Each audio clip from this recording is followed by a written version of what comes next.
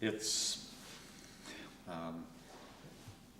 I never expected to get here. It's a circuitous route, like it is for, I'm sure, most academics, most people probably. So I was an undergraduate at the University of Western Ontario, and a history major, which had been my favorite subject since high school, and in family conversations and so forth. But my favorite professor specialized in the history of the American South. Perhaps an unusual specialty for somebody teaching at a Canadian university, but that's where he ended up, that's where his career took him, and we crossed paths. And when I graduated and decided to go to graduate school, it was in the history of the American South.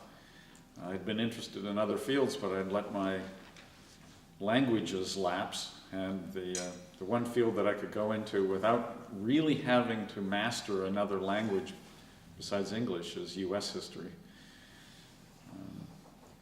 And so that took me to the University of Florida, where I studied with a very prominent historian on the American South, not knowing really what I wanted to do and needing a dissertation topic. The one thing that I realized was that everyone, it seemed, was working on Virginia and South Carolina, and the South was a lot more than those two places. And I knew that Jefferson Davis had come from Mississippi. So I thought I would look into that. And one spring break, I made a trip to Vicksburg and saw the Mississippi River for the first time and fell in love with the place in the way that a young historian would, in the sense that it struck me, I know somewhat better now, but at the time it struck me as a place that hadn't changed too much from the period that I was interested in studying. And so I could sort of fall into the history. And I ended up writing my dissertation, which became a book, on the development of plantation society and the growth of slavery in the Vicksburg, Mississippi area between the Revolution and the Civil War. And I wasn't ready to leave that area of the South behind when I finished with that book. So I ended up taking on a much larger project, a study of the relationship between people and land and water in the Mississippi Valley, the southern part of it, from Illinois down to the Gulf of Mexico, from Cairo down to the Gulf. And that was a long-term project, and it was a big project to study for me. It took me into all sorts of areas that I didn't really know anything about.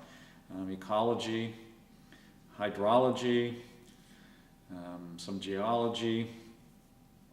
I had to learn how to understand archaeological reports of Native American settlements from hundreds and hundreds of years ago. I did have to relearn some French. So I guess you can't really study all areas of U.S. history without knowing a language in addition to English. It even got me interested in Canadian history, in a sense that, which I had never been interested. I always thought it was so boring compared to U.S. history.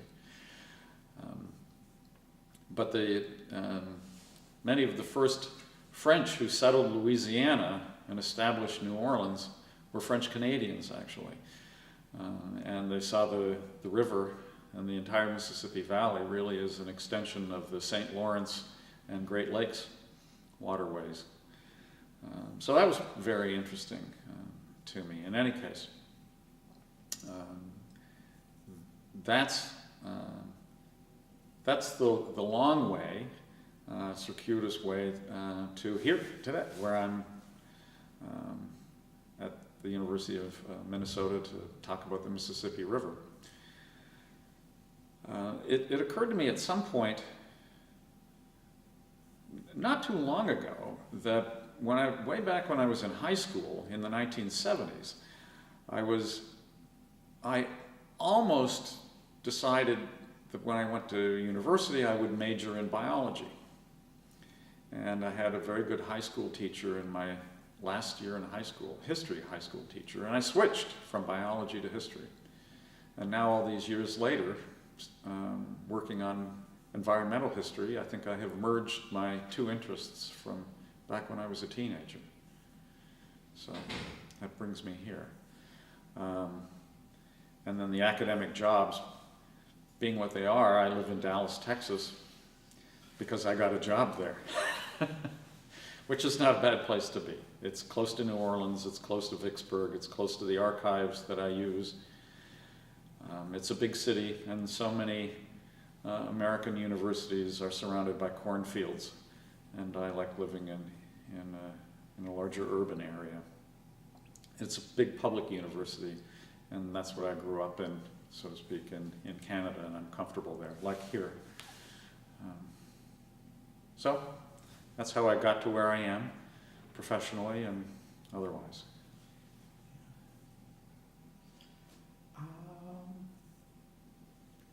If we could start with the early stuff for just a minute. First of all, history. Can you recover what it was about history that drew you?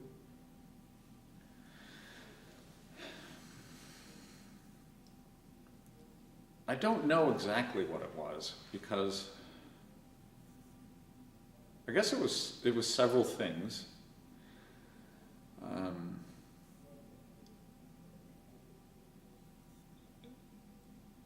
It was a combination of fact and fantasy, I suppose. I liked to read history as a kid, more than literature. And I actually don't like to read historical fiction so much now. I love reading literature, but quite intentionally historical literature, novels about the Civil War and that sort of thing, tend to bug me. I would rather read a history of the Civil War and read a good novel about contemporary relationships or something.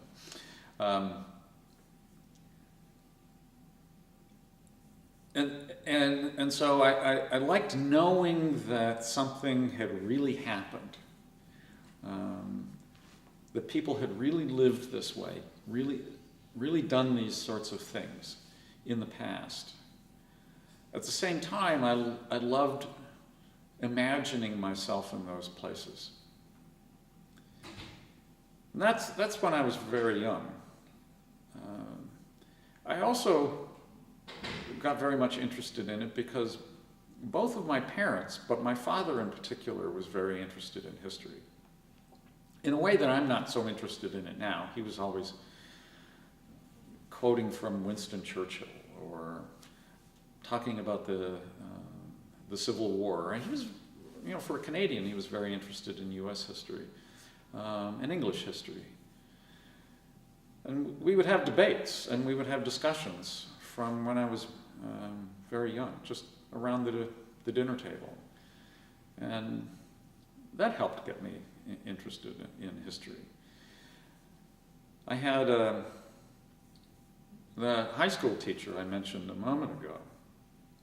When I told him I was going to major in history in university, he said, "The pursuit of historical truth can be very rewarding." He said, "But don't forget that history, what really makes it so interesting is it's ultimately about people. So keep your eye on the people." And it's true. History is filled with so many interesting people who lived in ways that we don't live now. And I find that very interesting. I also have found myself increasingly interested in since I got into graduate school some time ago, very interested in history as an academic discipline, as a discipline that, unlike other social sciences, and I'm a historian who does think of history as a social science. We all don't.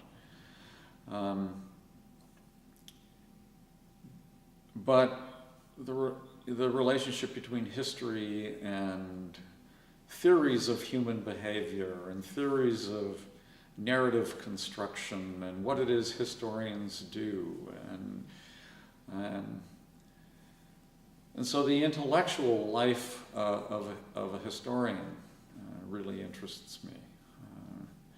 It's a fascinating world to be a historian and to throw yourself into the past, to write history. I love writing history, not just reading it, but writing it, and I think I'm pretty good at it. I could never write a novel, but I can tell a good history after I've done the research, and I love doing that.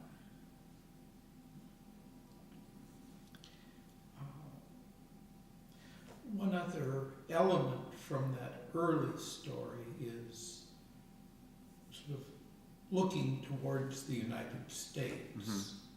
And as someone with an historical interest, what was it like to look towards the United States? I mean, what was the United States as I will say a psychological entity for you? Well, the United States looms large. The United States, for a Canadian, was a place full of excitement. I first remember becoming politically aware in 1968 with the election, and I remember the King and Kennedy assassinations, and I remember watching the conventions. I certainly remember following the election returns, and both the excitement and the tragedy seemed absent in Canadian history, which seemed so insignificant by comparison. And then starting to learn about the history. I mean, the United States had a revolution. Canada was created by an act of British Parliament that seemed so dull. The United States had a civil war.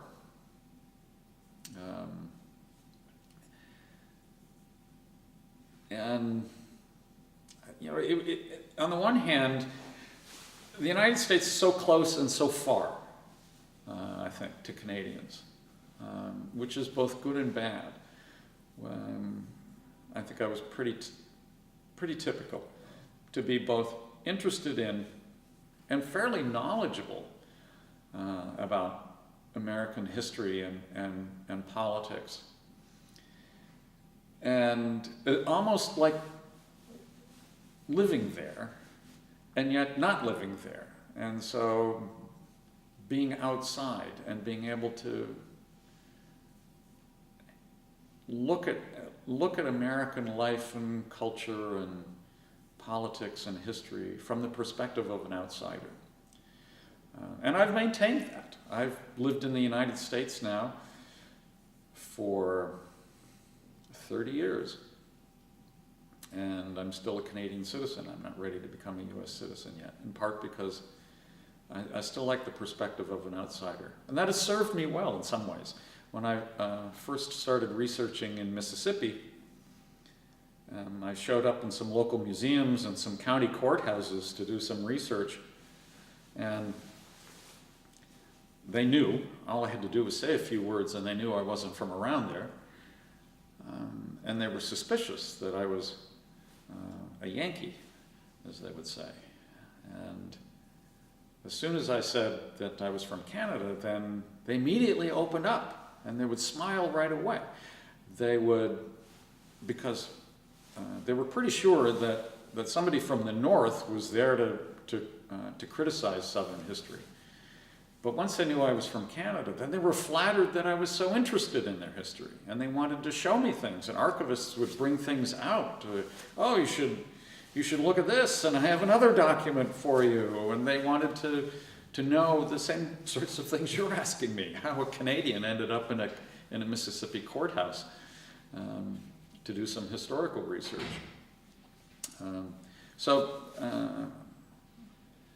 I think overall that's the perspective that Canadians have. It's we're both inside and outside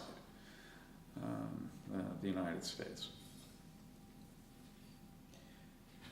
Somebody quoted to me once a line, "Every good short story begins, a stranger came to town."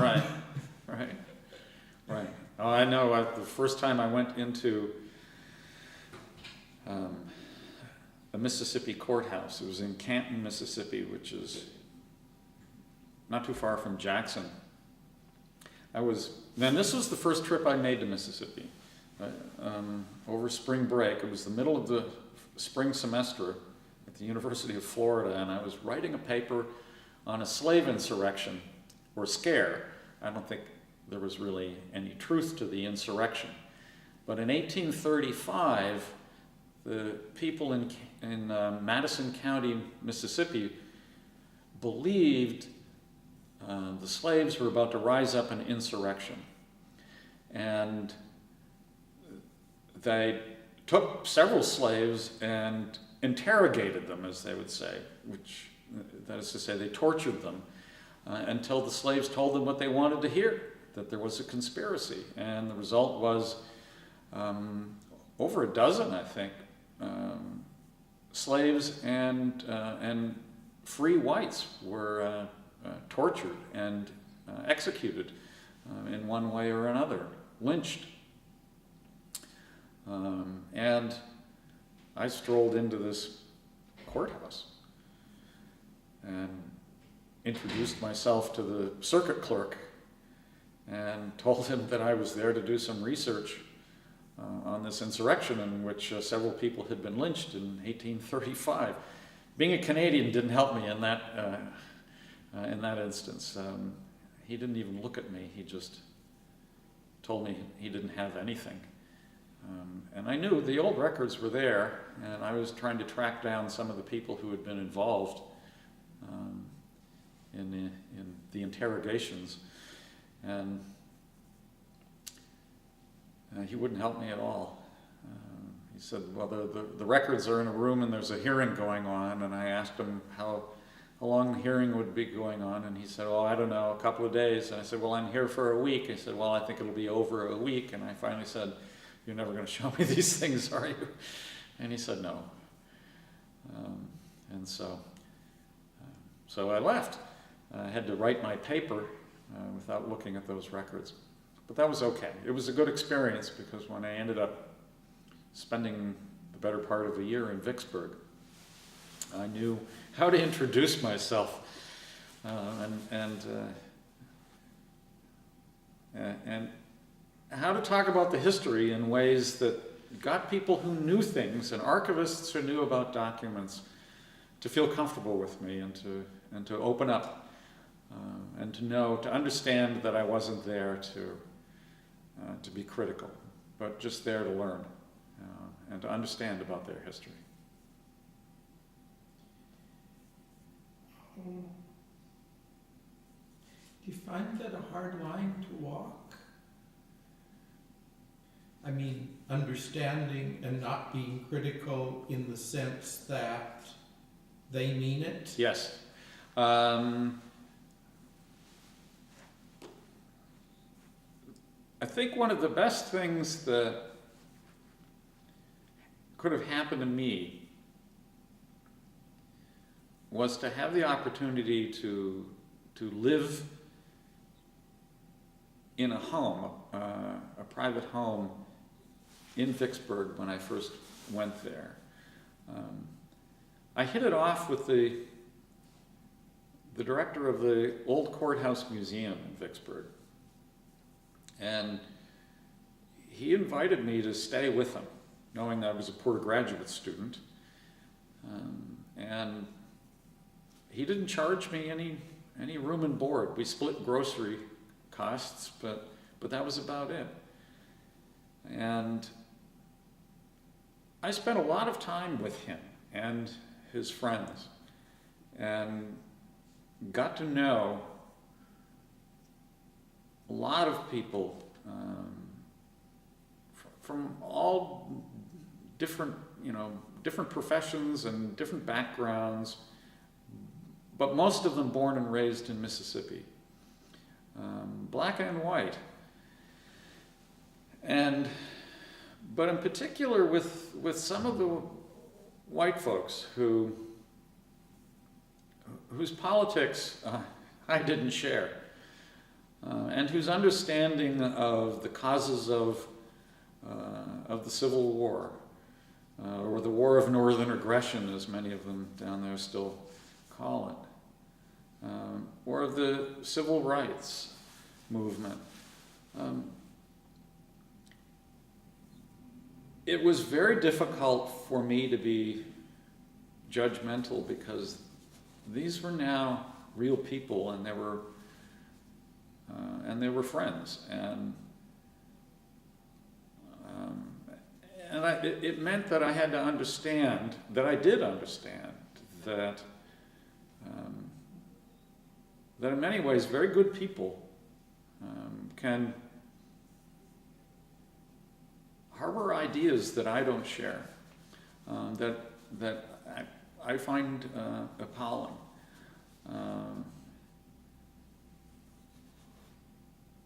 And I think that made me a better historian, because that meant that I took that experience into my understanding of the people that I studied, the Mississippians and other Southerners, slave owners that I studied. These were people who were brutal, and they were also loving parents and loving spouses, and they were people. They were not stick figures. They were not two-dimensional characters. And I think I needed to keep that in mind, and I've never forgotten that experience.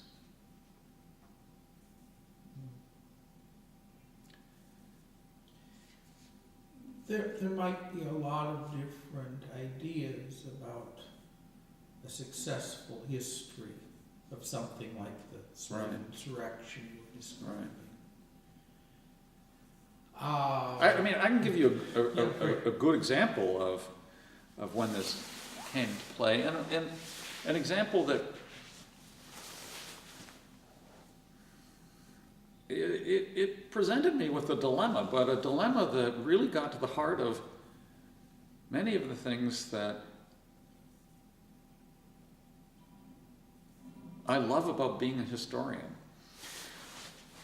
While I was researching in Mississippi, I came across in the records from the 19th century, before the war, records of a family, a very prominent family, of cotton planters and slave owners and local politicians. And in the process of researching them and talking about them,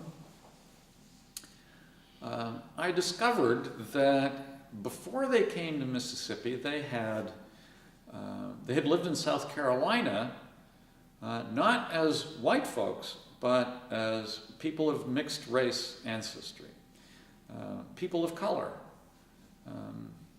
part European, part African ancestry. And they had shed that when they moved to Mississippi. They had passed for white.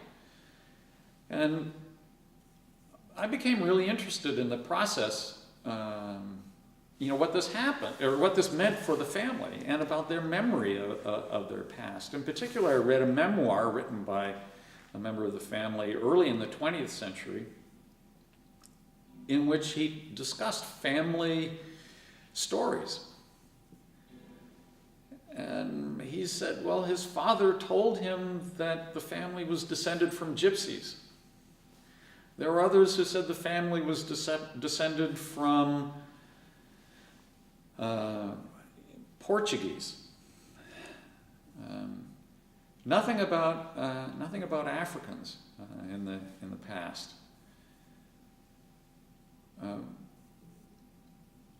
When I was invited to participate in a symposium in Vicksburg and to talk about whatever research I was doing at the time, I said, great, I want to talk about this family, the Gibson family. And I was told, you might not want to do that here. And I thought, well, why not? It's not the 19th century. It was now at this time, it's like I guess it was the 1990s, It's not the 1890s, it's the 1990s, and surely I can know that these things still matter here. And I thought about it. And somebody said, well, if you bring that around here, somebody in the family, they might get mad and they might kill you. And I said, all kidding aside, and we're not kidding. I didn't become a historian because I like to live dangerously. They said, you can write about this in the academic journals that people outside of the universities don't read, but I wouldn't want to bring it here. And in a sense, rub the history in the face of the people here. Well, I got really interested in this, and I knew where they were coming from, because when I started, when I did in fact start writing about the family, I got one or two nasty emails, not from anyone in Mississippi, but from other members of the family who said I had no idea what I was talking about, and how dare I talk about this family and its mixed ancestry. I also got emails from people who said, this is so interesting, and others who said, oh, now I know what Grandma was talking about. But I was also very interested in the responsibility that I had as a historian. And I gave on another occasion, I gave a seminar talk on my responsibility to the family and to the larger history. And the room, the audience was divided between those who essentially said, screw the family, this is the history, and you have a responsibility to talk about it, and if they can't handle it, that's their problem. And there were others who said, well, I understand where they're coming from. There was this historian of modern Germany, and he said, people who study the history of the Nazis deal with this, because there are people who they talk to who don't want to be outed as former Nazis. There was somebody in the room who did queer history, gay and lesbian history, and he said it's the same thing. There are people who aren't ready to be outed. And they only talk to you with the understanding that they won't be outed. And my position was, I have more research to do in Mississippi, and I have friends there, and I don't want to offend people. So what is the line between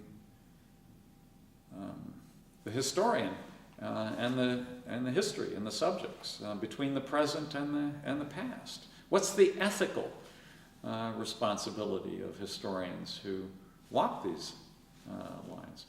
We're not taught. We don't get ethics classes the way doctors and lawyers do in our professional training.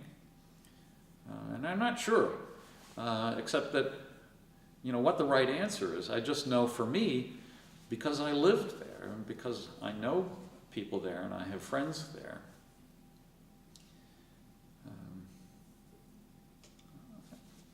I want to write history that informs and that asks hard questions, but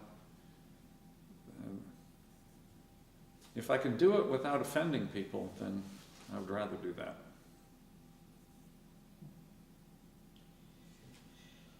Well, maybe as the first step towards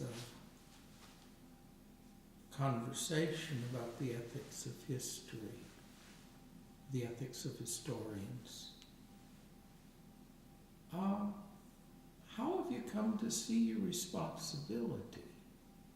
I mean, you mentioned before this fight about history as a social science or not. There's the obvious fact that as historical information grows, it becomes virtually impossible to imagine the mind that could hold, for example, the history of Mississippi. And if one is writing for someone who's trying to say, understand Mississippi, Right. or slavery, Right. or servitude, you're really writing for God, okay? Right. That mind doesn't exist. So where do you come down on, as it were, who you're writing for and what you're trying to do that's good for them? Right. Well, I think first and foremost I write for myself.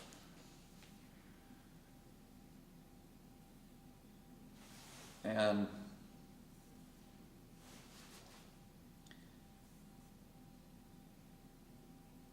if I don't believe what I'm doing and believe in what I'm doing, and if I'm not interested in what I'm doing, then I just can't do it. And you know, even if lots of other people were, I couldn't work on a subject or write a sort of history that I wouldn't be interested in, even if it would make me rich in royalties. I have to write a book and hope that people read it. If nobody does, but I still like it, then that's what's most important. And I find that I've already forgotten your other question, but just to go back to what I was saying, a moment ago. In history as I understand it, and one of the things that draws me to it, and the way I understand the history of slavery is I know the past, like the present, is not made up of good people and bad people. Good people are capable of doing very terrible things. Good people are capable of doing terrible things and know that's what they're doing, and not know that's what they are doing. It's the judgment of history that comes down on them, much later.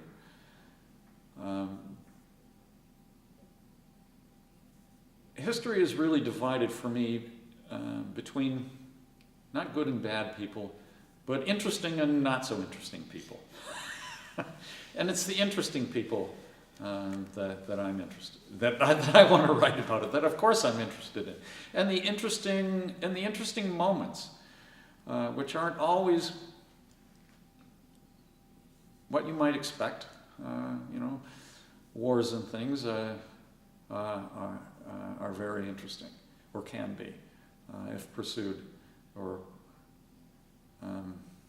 looked at in the right way, because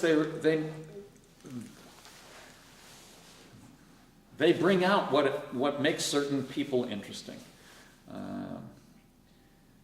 Anyway, that's understanding that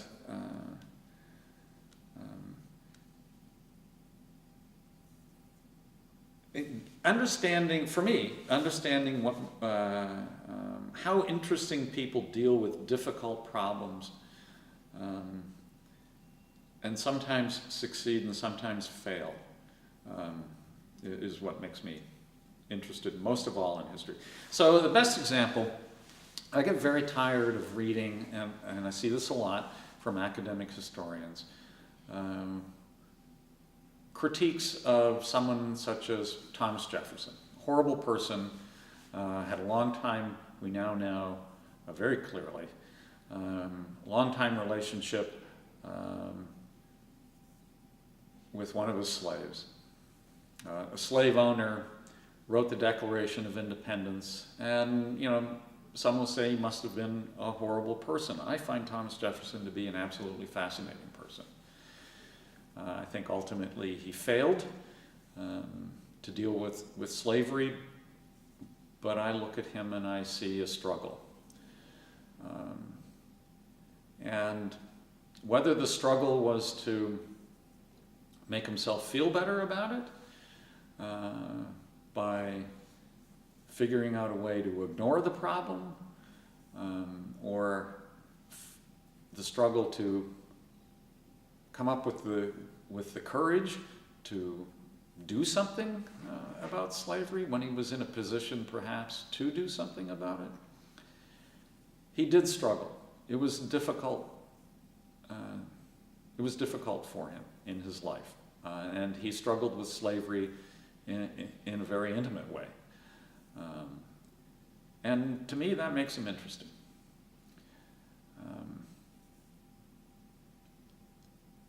And people wrapped up in terrible dilemmas, but if they grapple with them, if they think about them, if they struggle with them, however they come out, whatever conclusion they come to, I find that struggle to be very interesting. And those are the sorts of his characters from the past, and the moments that bring out that sort of personal struggle I'm interested in.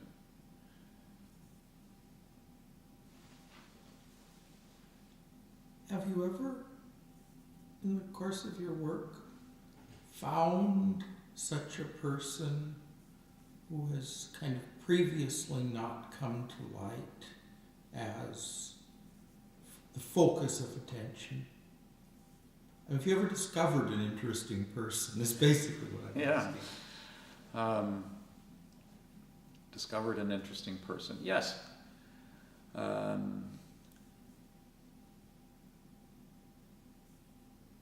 Well, yeah, more than a few. One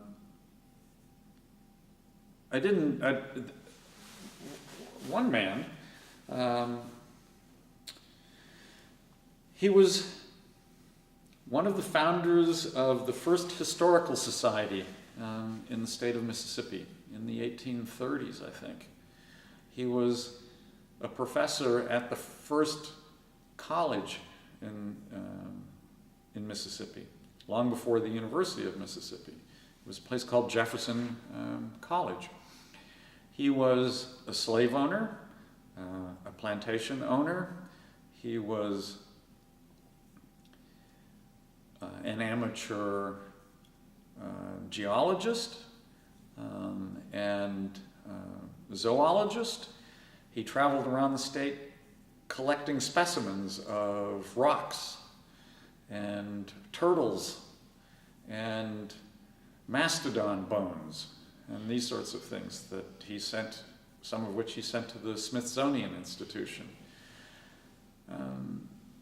He was like a college professor. I could relate to him in that way, even though he was a slave owner, which I can't relate to. But he was a very interesting man, and he was very interested in his own past. One of the men in his family, his father-in-law, I believe, who I don't know much about. But I remember working in the archives and came across a record, and it had to do with a legal dispute within the family over family property, land and slaves. And the question of management of the property had come up. And the decision had been made, including by the gentleman who I had been so interested in, to manage the plantation in such a way as to raise slaves. That the land wasn't producing as much cotton as they thought, or as they had hoped. It was a little too hilly, but there was a high demand for slaves at this time, and they would, one way or another, figure out how to manipulate the slaves on the plantation so as to see that more babies were born and more slaves grew to adulthood. And that would become the business of the plantation. And this shocked me. You hear about these things, but nobody knew about it in this particular family. And it was discussed in such a way in the court records that it was very clear that it was a business that was fairly widespread. It wasn't news to anyone in the courtroom. And so that was the discovery of both somebody who was interesting and somebody who was simultaneously, involved in a business that I found absolutely appalling. And the world, the past is full of people like that, as is the present, I think. Well, I think about this enterprise I've undertaken.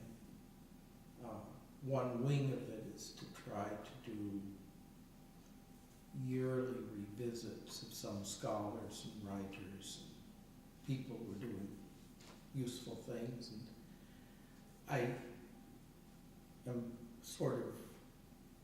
I tell myself that I have something of a nose for who in the local scene needs attention.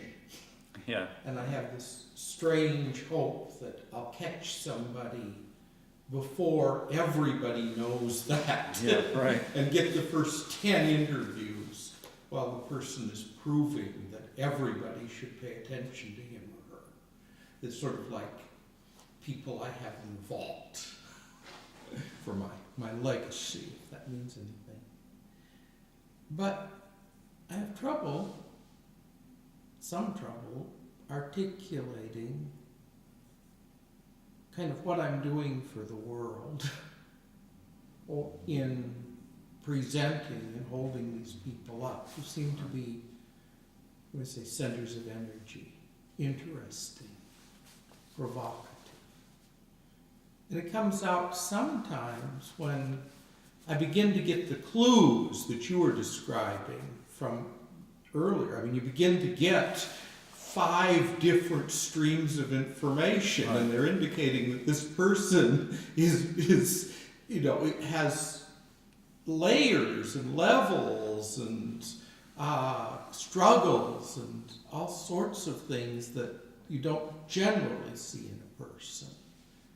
And when that all happens, they say, shall I take the trouble to pursue this? Shall I take the trouble to try to fix this, right. to get the story? It's often, especially with an historical person, a lot of trouble. Right.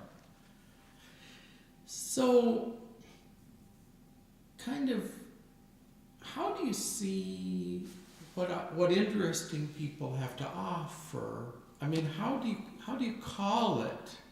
Whether to chase somebody down, whether to get the story down, whether to take the trouble to write the book.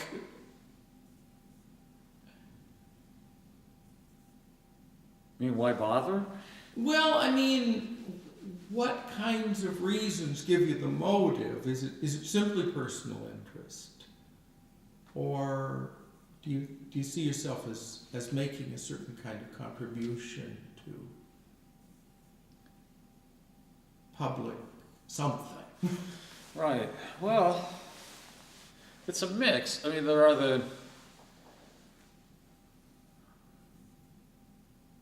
I'm a professional, right? And there are the obligations and requirements of anybody in a profession. I have to research. I have to publish for my career. So there's that. And it's a career that coincides with personal interests. I like what I do. But I think historians do have a real obligation to speak to the present, and the present beyond the academy.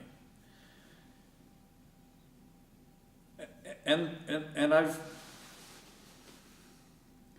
become more aware of this as I've gotten interested in environmental history.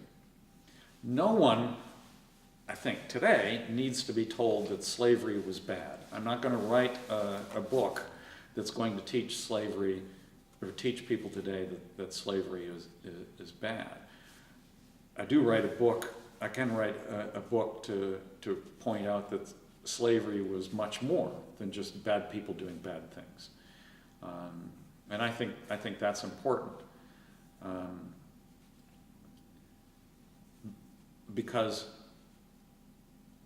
I suppose the larger point that I want to make is if good people did bad things back then, good people can do bad things now. Maybe not chattel slavery, but other pretty horrible things. And we know that. There are good people who find themselves in our wars today, who do horrible things, commit atrocities. It can happen. But environmental history has given me a different sort of appreciation for the need for historians to speak to the present. And historians don't like to do that. We work in the past. We don't talk about the present. We don't like to make predictions. We hope that people who do, policymakers and so forth, will read our books and learn from them. But we leave it to others to talk about the present, to use the histories that we write. Well, I think that's a mistake with environmental history. And by extension, it's probably a mistake with a lot of other fields. And I realized this as I was writing my history of the Mississippi River. And just when I thought I was done, or nearly completed, Hurricane Katrina happened. And I thought I need to wrap this up so that the book can appear without any real mention of Katrina. And I could essentially say, well, I was done finished with the book before the hurricane happened. So I don't need to talk about it. And then I thought, this is insane. I'm writing a 500-year history of flooding in the Mississippi Valley, including in New Orleans, which has flooded regularly over its 300 years of history. If I don't have anything to say about what's happening now in the Mississippi Valley in that year, 2005, in New Orleans, then what good is studying 500 years of history? My history went back to the arrival of Hernando de Soto in the valley. If I can't bring all of that history and all that I've learned to the present day problem, then what's the point? So I ended up writing about Hurricane Katrina and ended up changing much of the focus of the book, and it took me several more years to complete the book, but I think it's a much better book because of it. I went to a conference of environmental historians held in Baton Rouge in 2007, so 2 years after Katrina. And there were several panels on Katrina and New Orleans and post-Katrina New Orleans and so forth. And they were attended by geographers and some policymakers and urban planners, but the historians, by and large, stayed away. And so you'd have a room made to hold 30 to 50 people, and there would be 7 or 8 or 10 people in the room. I remember going to a discussion of flooding along the Danube in the 12th to 14th centuries, and the room was packed. And I thought, here we are at a conference at the bottom of the levee along the Mississippi River, 2 years after Katrina, and we can't get historians interested in the Mississippi and in Katrina and in New Orleans. They all want to go hear about the Danube in the 14th century.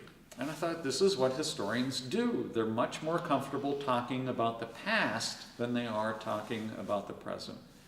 And this is a mistake. We need to talk more about the present. I mean, we go out, we over a glass of wine or a beer or something, we'll talk about wrong-headed politicians and engineers and conservationists and policy makers of all sorts, and how shallow their thinking is, and there's no historical depth. Okay, then we need to speak to these people. We need to speak more directly, I think, to the problems of the present. I think that's very clear with environmental history. I think it's very clear with a lot of other issues. Race relations would be one. And I think I've got some friends who work on race relations in the United States in the distant past, and they are they're working very hard to make the past relevant to present day issues, especially as they have come up since events in Ferguson, Missouri, and elsewhere. So I think more historians will speak up, on the issues that we need to deal with now in the present.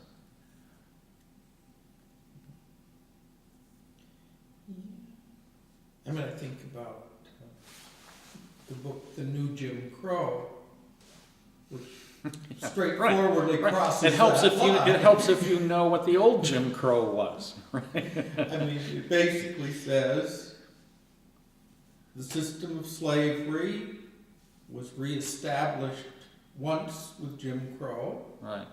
in many of its particulars, and then again with the U.S. prison system. Right. It's the same patterns. Right. And of course, any conclusion that broad, there are many things to say in criticism of it at the same time. Right. If it works, to the extent it works, it gives one a very powerful rhetoric. Right. Well, I'm not the, but there's another thing that, there's another way in which understanding the past is very helpful. And I'm hardly the first historian to point this out. But it's easy, I think, to begin with a problem in the present and believe or assume that problem has been around for forever and nothing changes. It's easy to think that way about race relations in the United States. And when you study the past, what you find out, in fact, is things have changed tremendously. And they can change rather quickly. Slavery,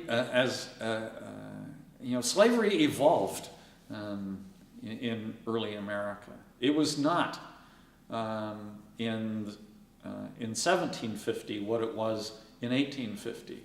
And it wasn't in 1750 what it was in 1650 in Virginia.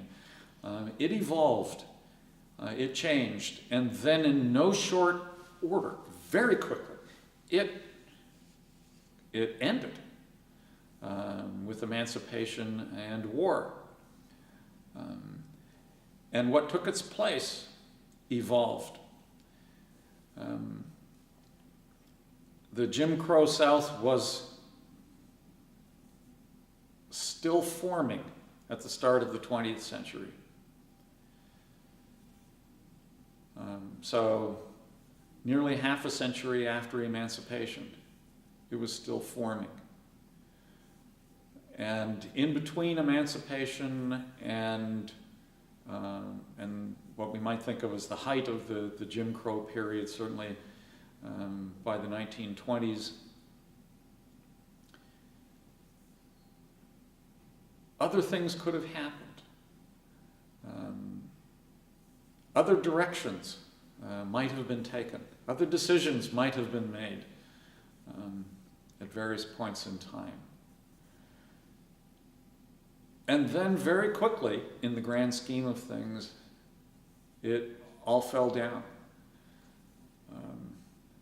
It's only 10 years from the Brown decision in 1954 and the Civil Rights Act of 1964, and the Civil Rights Act and the Voting Rights Act had tremendous implications for the country.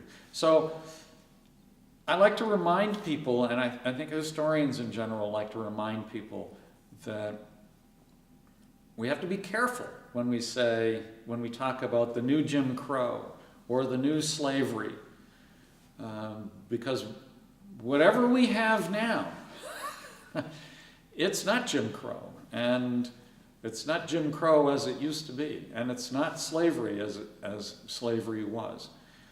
Things do change. And maybe what's really important hasn't changed yet. That is to say, fundamental ideas about race in this country, we haven't gotten over them yet. But a lot has changed. And that's comforting, because if things have changed, things will continue to change. History is all about change. Nothing lasts forever. If you know anything about studying the past, it's that nothing lasts forever. Well, thank you.